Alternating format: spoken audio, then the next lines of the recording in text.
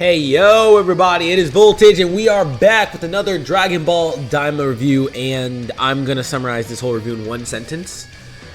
The preview was the best part of the episode. Let's get into it, shall we? So, I wanna make it clear from the beginning, I don't wanna come into this being extremely negative. I don't. So, let's be as positive as possible, but there really is not much to summarize. You know what? I'm just gonna give it to y'all like it is. This episode sucked. I said I was going to be negative, but I'm just going to... Yeah, this episode sucked. It sucked complete. It was bad. This was probably... Do I dare argue this is the worst episode? I'm tempted to argue this is worse than the Giant episode because this episode isn't filler. It doesn't feel like filler necessarily. I mean, I guess some people would argue that it is feeling like filler.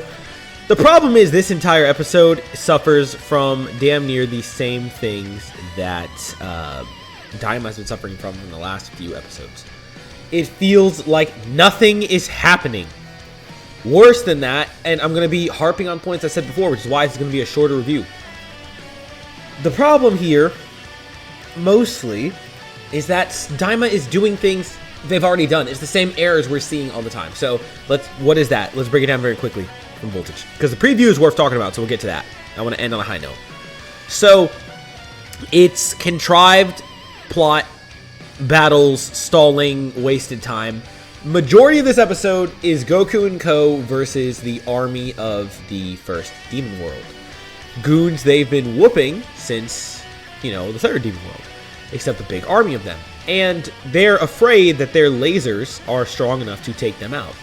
Goku is hit by a laser and stunned for quite a while. Vegeta is hit by a few so bad that he has to get a beam. He says those lasers won't work on a Saiyan like me and gets absolutely throttled. They also, so that's the first thing. Goku then says this will be tough to handle as kids, as if telling the audience that's why they're struggling, even though they are still stronger than Deborah from what it seems like with their full power. Okay, because they beat the Tamagamis. Interesting. And the fact that Vegeta's got Super Saiyan 3 in the back. Very interesting. So, obviously, though, if it's too much for them as kids, they're going to go full power, go Super Saiyan, try to take it out, right? No. Just like we've said a million times, DAIMA loves to squeeze the money or the life out of Super Saiyan so much, they just don't use it. There's no saving stamina issue here. There's no saving stamina issue going on. Because, grade 4 no longer should be draining them. I'd get not going Super Saiyan 2 or 3, and if they said they've got to save stamina for a stronger battle, but that's not what happens. They just, as always, in a dire situation, refuse to go Super Saiyan. So what does that accomplish? It makes the whole battle feel contrived, and when they finally go Super Saiyan at the end of the episode, and, as you expect, absolutely throttle the forces, it leaves the audience asking, why didn't they do that to begin with? Next point. So that's that. That's most of the episode. The battle sucks, okay? It just entirely sucks.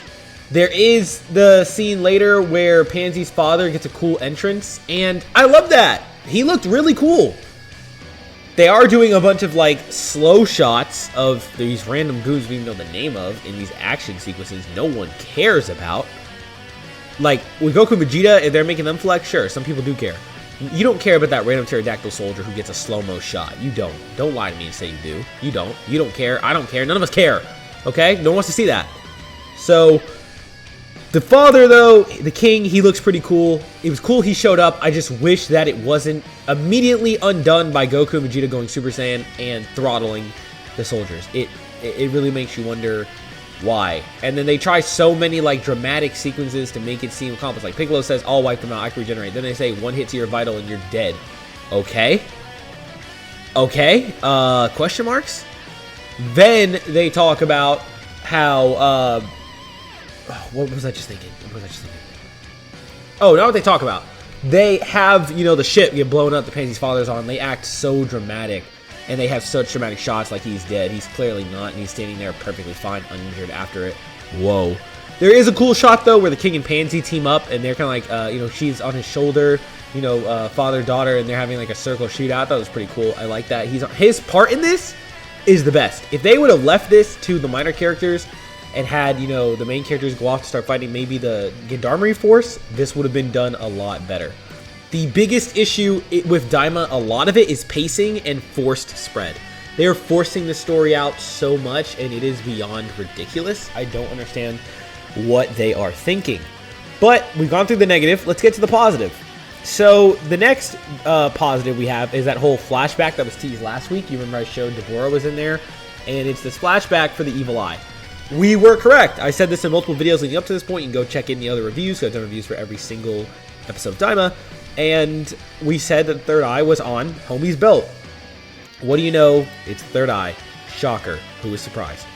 So, who's surprised about that? Yeah. Who's surprised? It is on there. And then you know, in normal style, Homie starts tripping. Goma starts losing his mind, sends Degasu out and says, go get it. And he's like, figure it out. And Degasu's like, okay, yes, daddy. And he goes out there to go get it. So, apparently, Degasu transforms into a woman and says that she'll give him a kiss if he gives him the thing, blah, blah, blah. And then they end up trading her hat, which I don't know why he made his hat so extravagant, but her hat for the evil eye. Now, I heard some people kind of like debating whether that was actually Degasu or that was someone else, because when Degasu returns with it later, he doesn't actually mention having the evil eye to Goma. But I'm pretty sure it is Degasu, especially after what we see in the preview for next week. So from what we can understand with the evil eye, Deborah is the one who got it stolen. So he hired someone to steal it from his father, Abra, who was known to be just ridiculously strong by having the evil eye. Deborah hires a thief to steal it, which he does, and it's apparently very long ago because the seals are not there between the demon worlds. Runs to the third demon world, gets away, dodges a kraken, dodges soldiers, all that, just to have a random, like, barbarian orc thing knock him out and kill him when he's in the third demon world right at the finish line. So tragic. And Deborah never actually gets his hands on it, but he's just glad the evil eye is gone because supposedly he's now stronger than his father. So the evil eye would have made him stronger than Deborah. We don't know if Deborah was weaker back then. He probably was a somewhat weaker because of Nomajin, but yes, we do know that he was weaker than Abra, so there's a lot of power in the evil eye. But without the evil eye, Deborah was able to take over and become king. So there's a lot of strength behind that. So pretty cool backstory, but not really much accomplished by it. I mean, it certainly isn't very hype at all. It's just a basic bit of exposition, for being real. And finally, let's talk about the preview, which is the best part of the episode, like I said at the beginning. So the preview reveals to us that next week, we are going to have an episode titled Degasu. So in that, we see the Gendarmerie Force showing up, you know, taunting Vegeta, some Pansy stuff, some Goku locked in, and then we see this shot of Degasu. I should hopefully have it in the video if I can find someone with it, but there's a shot of Degasu that finally shows him unveiling his true colors and betraying Goma. From what it seems like, we don't know for sure he's betraying Goma, but he has a sinister look on his face. He's clearly talking to someone, and he is holding Dende, the baby Dende, at gunpoint. Pretty insane shot for Dragon Ball, I'm not gonna lie. This is like putting on the energy of the Cell Pan, like edgy comic that people talked about in the past. I don't even want to touch on that because I feel like I'd say some things people aren't going to like. But just saying on that, it gives the same vibes to me. I'm sure Dende's not going to get shot, but pretty crazy. However, a lot of people are going to immediately assume he's betraying Goma, which I also think is true, but I'm not positive. For one, would Dende necessarily be a good bargaining chip? I find myself unsure if Dende would be a good bargaining chip against Goma. I feel like the evil eye would be better. Because we're not seeing he's looking at Goma, I find myself questioning, is this against the Z Fighters? Is he using Dende against them and revealing his colors? Did he betray Goma before this? So I wouldn't jump the gun and immediately say he's going to betray Goma. It seems that way, and it was definitely, you know, teased and hinted at up to this point, theorized too, but let's see. So yeah, overall, horrible episode, I would say. Not my favorite by any means at all. But Degasu, I'm pretty interested in that. I'm hoping this will be a better episode if we get some more focus on Degasu. But if you enjoyed this review, leave a like, comment your thoughts down below, and of course subscribe if you want to see more. We're aiming for 400 subscribers, and for my Dragon Ball fans, Sparking Zero is back on the channel, celebrating the Beast Gohan DLC. So check that out. I'll link in the description down below. We're going to have some more Dragon Ball content over the next at least couple weeks or so. So come join us and have some fun. Otherwise, I'll see you all next time. And also, excuse me, I know I don't sound the same as I usually do. I have had some cuts in here because I've been coughing up a storm. I just have a terrible cough. I'm guessing it's just a rough cold that refuses to die down. So I may sound a bit off and maybe coughing here and there. So forgive me, peoples out there. But anyway, I'll catch y'all next time. Thank you so much for watching. Voltage out.